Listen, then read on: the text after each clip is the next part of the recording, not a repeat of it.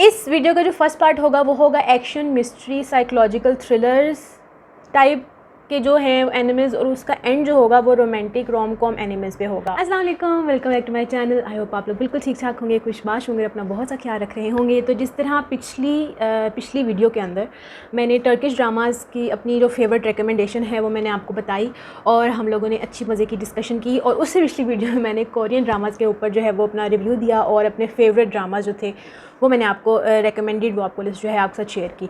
तो आज की वीडियो के अंदर मैं अपनी एनिमे लिस्ट जो है वो आपके साथ शेयर करूंगी, जो कि मैं हर वक्त देख सकती हूँ, कभी भी देख सकती हूँ, और मतलब वो मुझे बहुत ज़्यादा पसंद है। ये भी मेरी जो वही बात के री वॉचिंग के ऊपर है और मुझे कितने पसंद हैं और इनकी स्टोरी लाइन कितनी अच्छी है, इनकी क्वालिटी कितनी अच्छी है।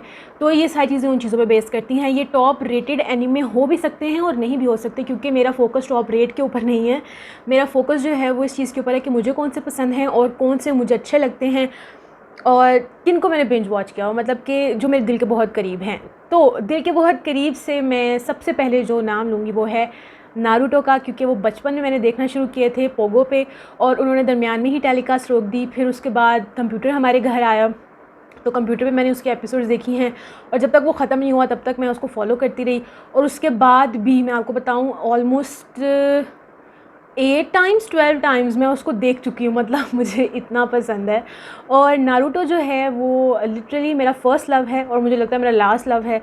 और उस वक्त जो है नारुतो के टाइम में ड्रैगन बॉल जी भी हम लोगों ने देखा था, वन पीस भी देखा था, लेकिन ये उस टाइम में अगर आप उस टाइम की मैं जब की बात कर रही हूँ, समझे 2006 या 8 की बात कर रही हूँ, तो तब हमने देखना शुरू किया था। और उस टाइम के जब ये आया था नारुतो, तो इसके साथ वन पीस भी आया था, फेरी टेल भी आया था, ब्लीच भी आया था। तो जिन लोगों को ब्लीच या फेरी टेल वगैरह पसंद आता है उनको नारुतो वो इतना पागल नहीं है उसको लेकर, ठीक है। और इसी तरह मेरे साथ हुआ कि मुझे मेरे कज़न ने कहा कि वन पीस देखो। वन पीस बहुत अच्छा था, हिलेरियस कॉमेडी टाइप था, लेकिन मुझे उस तरह पसंद नहीं आया, क्योंकि नारुतो ने मेरे दिल में घर कर लिया था। जिस तरह टर्किश ड्रामों में मेरा सुल्तान ने मेरे दिल में घर कर लिया था, इसी तरह इसने जो ना इसके साथ मेरे इमोशंस जो थे वो जुड़ गए थे।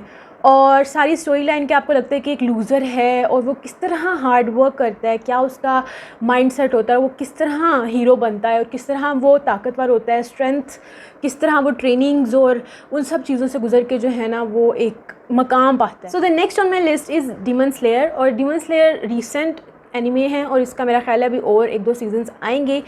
तो डीमन स्लेयर है डीमंस और हीरोज़ के दरमियान एक जंग, और हीरोज़ ने डीमंस को मारना है और डीमंस बहुत पावरफुल हैं, बहुत इंटेलिजेंट हैं, और हीरोज़ जो हैं वो अपनी ज़िंदगियाँ इवन जो है ना वो दे देते हैं डीमन से लड़ते लड़ते।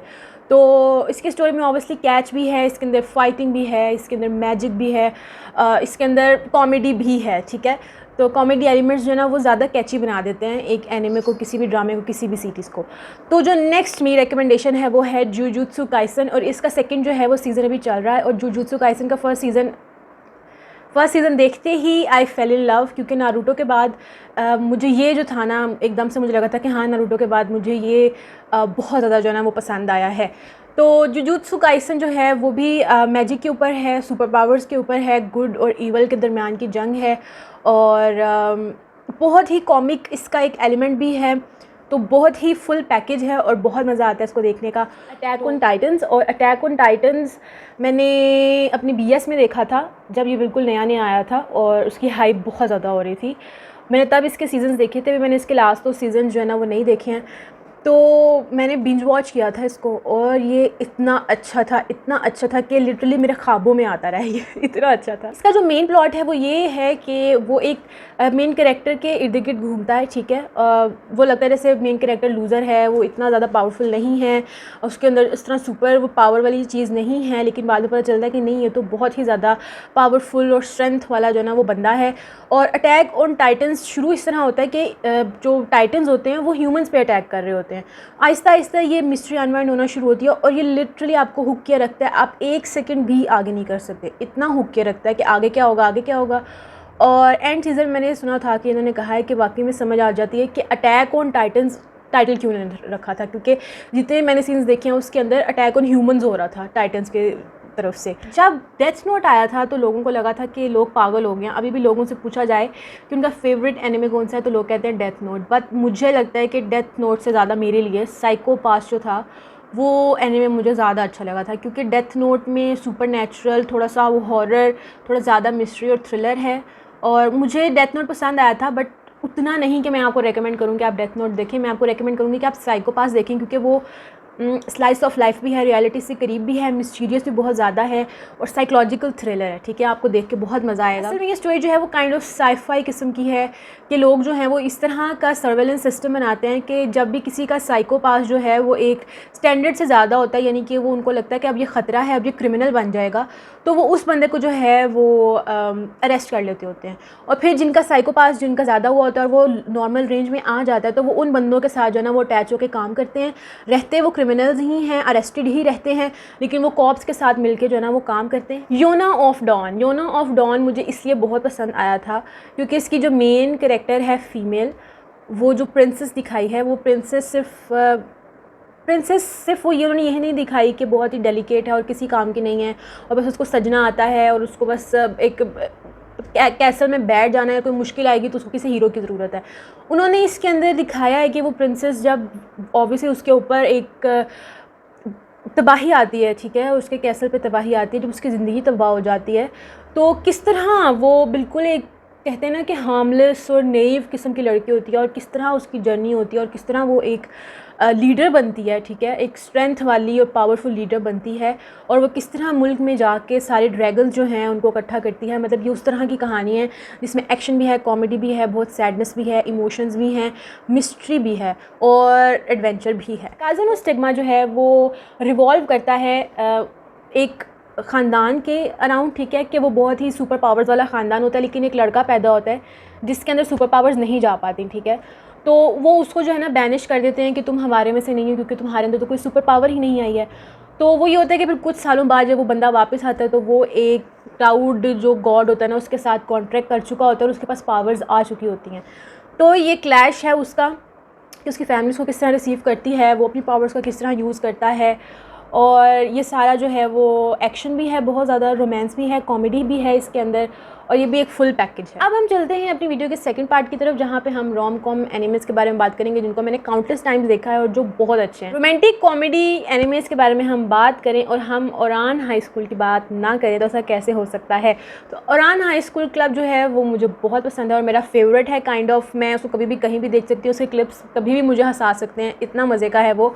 ओरान हाई स्कूल जो है वो एक होस्ट क्लब, उन्होंने जो उसका प्लॉट है वो इस तरह चलता है कि एक हाई स्कूल है, उसके अंदर होस्ट क्लब है और एक लड़की है जो कि वो ये बहुत ही ज़्यादा रिच फैमिलीज़ के बच्चे यहाँ पढ़ने जाते हैं, और एक लड़की होती है जो काइंड ऑफ जो है ना वो बहुत ही गरीब बैकग्राउंड से होती है और स्कॉलरशिप पे जो है वो इस स्कूल में एंटर होती है, और उसका हुलिया जो है ना वो लड़कों वाला होता है। तो लोग समझते हैं कि वो लड़का है और वो उसको होस्ट क्लब में ले लेते हैं एज अ लड़का, लेकिन वो होती लड़की है। तो ये इस तरह के कॉमेडी के और रोमांस के अराउंड जो है ना ये सारी स्टोरी चलती है, और इसके अंदर भी आपको एक्शन जो है वो देखने को मिलता है।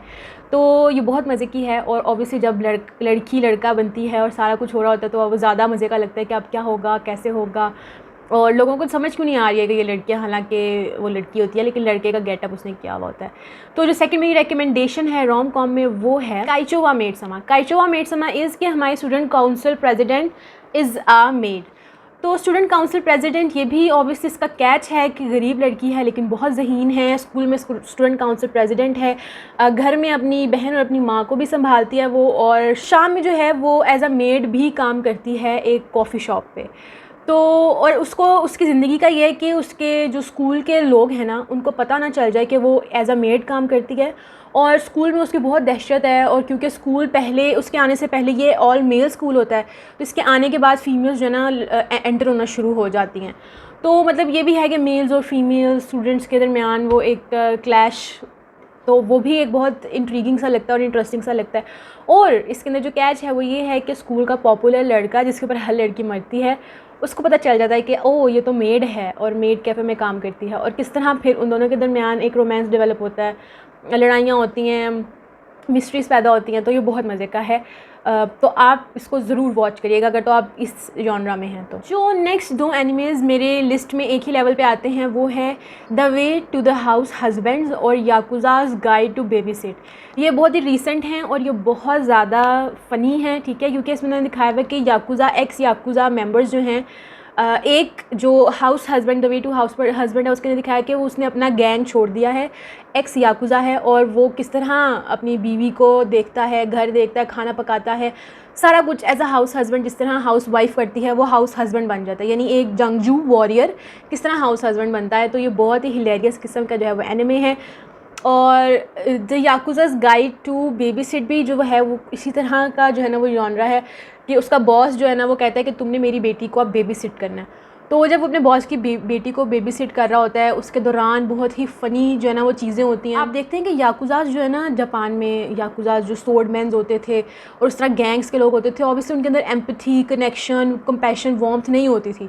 तो ये वो 2 ड्रामास हैं जिसके अंदर उन्होंने दिखाया कि ये वॉरियर अब इस तरह करेगा और किस तरह करेगा। और फिर ऑब्वियसली जब वो वॉरियर घर के काम देख रहा है या बच्ची को देख रहा है तो बड़ी कॉमिक सिचुएशंस जो है ना वो पैदा हो रही हैं जिनको देख के आपको बहुत हंसी आती है। रोमांटिक किलर, और वो भी रिसेंट ही ड्रामा है, और रोमांटिक किलर जो है वो मुझे बहुत ज़्यादा फ़नी लगा और बहुत ज़्यादा मुझे लगा जैसे मुझे बहुत टच कर रहा था, क्योंकि ऐसा इसका जो प्लॉट है वो इस चीज़ के अराउंड होता है कि एक हाई स्कूल गर्ल होती है, ठीक है, और वो उसकी 3 फेवरेट चीज़ें होती हैं, चॉकलेट्स, गेम्स और कैट, उसकी कैट।